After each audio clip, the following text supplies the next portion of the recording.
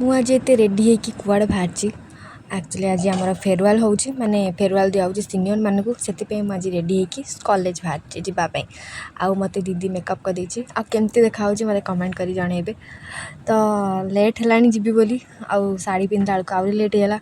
ତ ଫାଇନାଲି ମୁଁ ଆସି ପହଞ୍ଚିଗଲି କଲେଜରେ। ଆଉ ଏତେ ସାରା ଭଲ ଡେକୋରେସନ୍ ହେଇଛି। ମୁଁ ଆସି ଗୋଟେ ଜାଗାରେ ବସିଯାଇଛି କାରଣ ଜୋରସେ ଲାଗୁଛି ଗରମ, ସେଥିପାଇଁ। ତ ତାପରେ ଆମର କାର୍ଯ୍ୟକ୍ରମ ଷ୍ଟାର୍ଟ ହେଇଗଲା।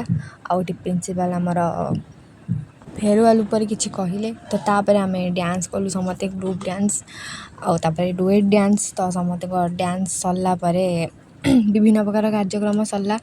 ତ ତାପରେ ଆମେ ବସିକି ଏଠି ଖାଉଛୁ ବିରିୟାନୀ। ସମସ୍ତେ ବସିକି ଖାଇବା ଲାଗିଛନ୍ତି, ଆଉ ମୁଁ ଲୁଚିକି ସର୍ଟ ନେଇଗଲି।